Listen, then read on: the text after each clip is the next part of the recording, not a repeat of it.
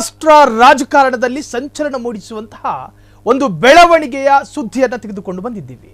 BJP ರಾಷ್ಟ್ರೀಯ ಅಧ್ಯಕ್ಷರ ಆಯ್ಕೆಗೆ ಕಾಲ ಸನ್ನಿಹಿತ ಆಯ್ತಾ? ಬಿಹಾರ ಚುನಾವಣೆಗೂ ಮುನ್ನ ಹೊಸ ಅಧ್ಯಕ್ಷರ ಆಯ್ಕೆಯಾಗುತ್ತಾ?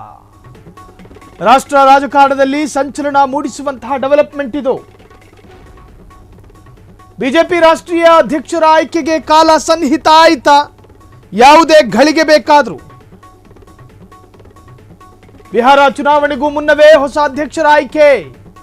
ಜಾತಿ ಸಮೀಕರಣ ರಾಜಕೀಯ ಪರಿಗಣಿಸಿ ಹೊಸ ಅಧ್ಯಕ್ಷರ ಆಯ್ಕೆಯಾಗೋ ಸಾಧ್ಯತೆ. BJP national president JP Nadda ಸ್ಥಾನಕ್ಕೆ ಬರೋದ್ಯಾರು? ಯಾರಾಗ್ತಾರೆ ಬಿಜೆಪಿಯ ಮುಂದಿನ ಸಾರಥಿ, ರಾಷ್ಟ್ರೀಯ ಅಧ್ಯಕ್ಷ? ರಾಷ್ಟ್ರ ರಾಜಕಾರಣದಲ್ಲಿ ಸಂಚಲನ ಮೂಡಿಸುವಂತಹ ಬೆಳವಣಿಗೆ. ಜೆಪಿ ನಡ್ಡಾ ರಾಷ್ಟ್ರೀಯ ಅಧ್ಯಕ್ಷರಾಗಿದ್ದವರು ಇದ್ದಾರೆಯೂ ಕೂಡ. ಬಿಜೆಪಿ ರಾಷ್ಟ್ರೀಯ ಅಧ್ಯಕ್ಷರ ಆಯ್ಕೆಗೆ ಕಾಲ ಸನ್ನಿಹಿತ ಆಗ್ತಾ ಇದೆ. ರಾಷ್ಟ್ರ ಮಟ್ಟದ ಬೇರೆ ಬೇರೆ ನಾಯಕರುಗಳ ಹೆಸರು ತಳುಕು ಹಾಕಿಕೊಂಡಿದೆ. ಬೇರೆ ಬೇರೆ ನಾಯಕರುಗಳ ಹೆಸರು. ಜೆಪಿ ನಡ್ಡಾ ಈಗ ರಾಷ್ಟ್ರೀಯ ಅಧ್ಯಕ್ಷರಾಗಿದ್ದಾರೆ. ಆದರೆ ಅಧ್ಯಕ್ಷರ ಬದಲಾವಣೆಯ ವಿಚಾರ 3 ತಿಂಗಳಿಂದಲೂ ಕೂಡ ಬಹಳಷ್ಟು ಚರ್ಚೆಯಲ್ಲಿರತಕ್ಕಂತಹದ್ದು. ಸೊ ಅಧ್ಯಕ್ಷರ ಬದಲಾವಣೆಗೆ ಈಗಾಗಲೇ ರಾಷ್ಟ್ರೀಯ ನಾಯಕರು ಎಲ್ಲ ಸಿದ್ಧತೆಯನ್ನು ಮಾಡಿಕೊಂಡಿದ್ದಾರೆ. ಹಾಗಾದ್ರೆ ಯಾರಾಗ್ತಾರೆ ಮುಂದಿನ ರಾಷ್ಟ್ರಾಧ್ಯಕ್ಷ? ಜಾತಿ ಸಮೀಕರಣ ರಾಜಕೀಯವನ್ನ ಪರಿಗಣಿಸಿ ಹೊಸ ಅಧ್ಯಕ್ಷರ ಆಯ್ಕೆ. ಬಿಜೆಪಿ ರಾಷ್ಟ್ರೀಯ ಅಧ್ಯಕ್ಷ ಜೆಪಿ ನಡ್ಡಾ ಸ್ಥಾನಕ್ಕೆ ಹಾಗಾದ್ರೆ ಬರೋದು ಯಾರು? ಯಾರಾಗ್ತಾರೆ ಬಿಜೆಪಿಯ ರಾಷ್ಟ್ರ ಅಧ್ಯಕ್ಷ, ರಾಷ್ಟ್ರೀಯ ಅಧ್ಯಕ್ಷ ಅಥವಾ ರಾಷ್ಟ್ರಾಧ್ಯಕ್ಷ? ಹಾಗಾದ್ರೆ ಆಯ್ಕೆಗೆ ಕೌಂಟ್ ಡೌನ್ ಶುರುವಾಯ್ತಾ? ಬಿಜೆಪಿಯ ನ್ಯಾಷನಲ್ ಪ್ರೆಸಿಡೆಂಟ್ ಆಯ್ಕೆಯ ಬಗ್ಗೆ ಕೇವಲ ಬಿಜೆಪಿಯ ಸೆಂಟ್ರಲ್ ಲೀಡರ್ಗಳು ಮಾತ್ರ ಚರ್ಚೆ ಮಾಡೋದಲ್ಲ. ನಾಗಪುರದ RSS ಕಚೇರಿಯಲ್ಲೂ ಕೂಡ ಚರ್ಚೆಗಳಾಗ್ತವೆ. RSS ಅರ್ಥಾತ್ ಸಂಘ ಪರಿವಾರದ ಪ್ರಮುಖರ ಅಭಿಪ್ರಾಯಗಳನ್ನು ಅತ್ಯಂತ ಗಂಭೀರವಾಗಿ ಪರಿಗಣಿಸಿಕೊಳ್ಳಲಾಗುತ್ತೆ. ಬಿಜೆಪಿ ಅತ್ಯಂತ ಗಂಭೀರವಾಗಿ ಪರಿಗಣಿಸಿಕೊಳ್ಳಲೇಬೇಕು, ಪರಿಗಣಿಸಿಕೊಳ್ತಾರೆ ಕೂಡ. ತಿರಸ್ಕಾರ ಮಾಡೋ ಹಂಗಿಲ್ಲ.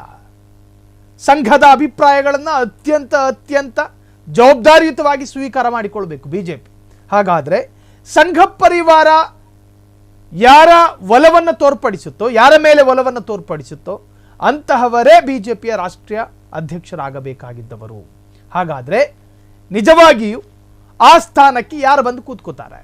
ಎಸ್, ಮಹಾರಾಷ್ಟ್ರದ ಮುಖ್ಯಮಂತ್ರಿ ಹುದ್ದೆಯಿಂದ ಫಡ್ನವೀಸ್ಗೆ ಕೋಕ್ ಕೊಡಲಾಗುತ್ತೆ. ಬಿಹಾರ ಚುನಾವಣೆಯ ನಂತರ ಸಿಎಂ ಹುದ್ದೆ ತ್ಯಜಿಸೋದಕ್ಕೆ ಫಡ್ನವೀಸ್ಗೆ ಸೂಚನೆಯನ್ನು ಕೂಡ ಕೊಡಲಾಗಿದೆ.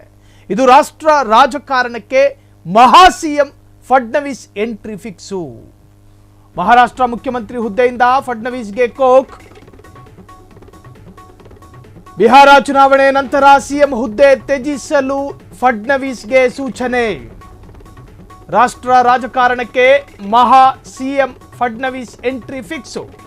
ಆದರೆ ಫಡ್ನವೀಸ್ ಯಾವ ಪಾತ್ರ ವಹಿಸಲಿದ್ದಾರೆ, ಯಾವ ರೋಲ್ ಅವರಿಗೆ ಕೊಡಲಾಗುತ್ತೆ ಅನ್ನೋದೇ ಸಸ್ಪೆನ್ಸ್. ಬಿಜೆಪಿಯನ್ನು ರಾಷ್ಟ್ರ ಮಟ್ಟದಲ್ಲಿ ಮುನ್ನಡೆಸ್ತಾರಾ ದೇವೇಂದ್ರ ಫಡ್ನವೀಸ್? ಯಾರಾಗ್ತಾರೆ ಹಾಗಾದ್ರೆ ಬಿಜೆಪಿಯ ಮುಂದಿನ ಸಾರಥಿ? ಮಹಾರಾಷ್ಟ್ರ ಮುಖ್ಯಮಂತ್ರಿ ಹುದ್ದೆಯಿಂದ ಫಡ್ನವೀಸ್ಗೆ ಕೋಕ್ ಸಾಧ್ಯತೆ. ಬಿಹಾರ ಎಲೆಕ್ಷನ್ ನಂತರ ತ್ಯಜಿಸಬೇಕು ಅನ್ನೋ ಸೂಚನೆ ಬಂದಂಗೆ ಕಾಣ್ತಾ ಇದೆ. ಹಾಗಾದ್ರೆ ಮಹಾರಾಷ್ಟ್ರದ ರಾಜ್ಯ ಜವಾಬ್ದಾರಿಯನ್ನ ತ್ಯಜಿಸಿ ರಾಷ್ಟ್ರೀಯ ಜವಾಬ್ದಾರಿಯನ್ನ ಪಡೆದುಕೊಳ್ತಾರಾ? ಮಹಾರಾಷ್ಟ್ರ ಮುಖ್ಯಮಂತ್ರಿ ಹುದ್ದೆಯಿಂದ ಫಡ್ನವೀಸ್ಗೆ ಕೋಕ್ ಕೊಡಲಾಗುತ್ತೆ. ಕೋಕ್ ಸಿಗೋ ಸಾಧ್ಯತೆಗಳು ಕೂಡ ಇದ್ದಾವೆ. ಹೊರಕ್ಕೆ ಬಿಹಾರ ಎಲೆಕ್ಷನ್ನ ನಂತರ, ಬಿಹಾರ ಎಲೆಕ್ಷನ್ ಇನ್ನೊಂದಷ್ಟು ದಿವಸಗಳಲ್ಲಿ ನಡೆಯಬಹುದು. ಆ ನಂತರ ಫಡ್ನವೀಸ್ ತನ್ನ ಸ್ಥಾನವನ್ನು ತ್ಯಜಿಸಬೇಕಾಗಿ ಬರುತ್ತೆ. ತ್ಯಜಿಸಿದ ನಂತರ ಮುಂದೇನು?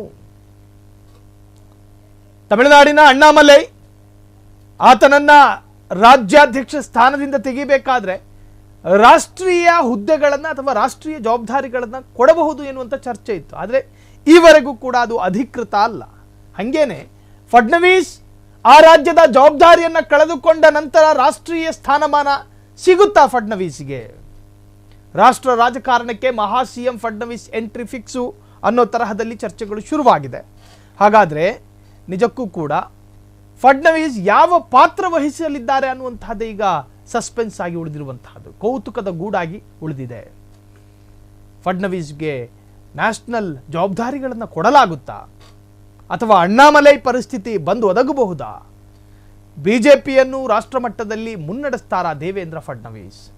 ಯಾರಾಗ್ತಾರೆ ಬಿಜೆಪಿಯ ಮುಂದಿನ ರಾಷ್ಟ್ರೀಯ ಅಧ್ಯಕ್ಷ? ಇವೆಲ್ಲವೂ ಕೂಡ ಕೌತುಕದ ಗೂಡಾಗಿ ಉಳಿದಿರುವಂತಹದ್ದು. ಕ್ಷಣ ಕ್ಷಣದ ಸುದ್ದಿಗಳಿಗಾಗಿ ಫ್ರೀಡಂ ಟಿವಿ ಸಬ್ಸ್ಕ್ರೈಬ್ ಮಾಡಿ, ಲೈಕ್ ಮಾಡಿ ಹಾಗೂ ಫಾಲೋ ಮಾಡಿ. ಹೊಸ ಸುದ್ದಿಗಳ ನೋಟಿಫಿಕೇಶನ್ಗಾಗಿ ಬೆಲ್ ಐಕಾನ್ ಮೇಲೆ ಕ್ಲಿಕ್ ಮಾಡಿ.